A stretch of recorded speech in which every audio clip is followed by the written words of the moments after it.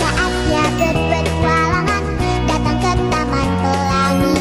Bersama teman-teman semua, yuk kita saling membantu. Aku punya tas berlari dengan si Joko. Bergegaslah ayo segera berpetualang. Saatnya rainbow.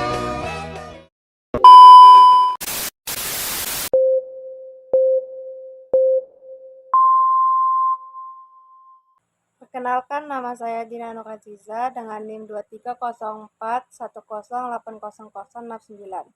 Di sini saya akan menjelaskan peran saya sebagai seorang pendidik atau guru untuk menjelaskan sejarah pendidikan Islam.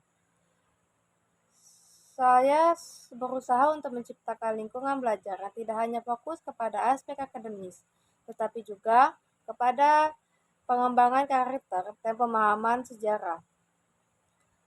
Saya mengajarkan kepada siswa bahwa pendidikan Islam dimulai sejak pada zaman Nabi Muhammad SAW yang menekankan pentingnya ilmu pengetahuan dan pendidikan. Pada zaman Nabi Muhammad SAW sendiri adalah teladan dalam menuntut ilmu dan hal menjadi besar bagi generasi selanjutnya. Adapun masa kemerdekaan dan kemunduran, saya tidak menghindar dari pembahasan masa-masa kemerdekaan dan kemunduran. Saya juga menjelaskan kepada siswa bahwa meskipun ada periode di mana pendidikan Islam mengalami stagnasi, hal ini tidak mengurangi nilai dan pentingnya pendidikan itu tersendiri.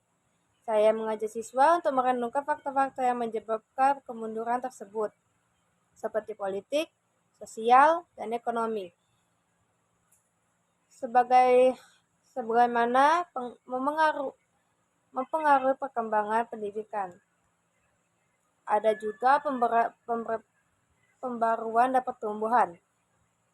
Saya pun menekankan pentingnya pembaruan dalam pendidikan Islam, dan saya mengajak siswa untuk mempelajari tokoh-tokoh baru seperti Al-Ghazali dan Ibnu Khaldun yang berkontribusi dalam kehidupan kembali semangat pendidikan.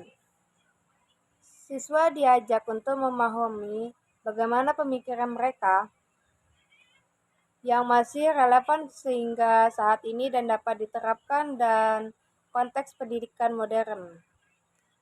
Adapun juga perkembangan di zaman dinasti Umayyah dan Abbasiyah, saya mengajarkan mereka tentang perkembangan pendidikan di masa dinasti Umayyah dan Abbasiyah, di mana lembaga pendidikan seperti madrasah dan Baitul Hikmah didirikan.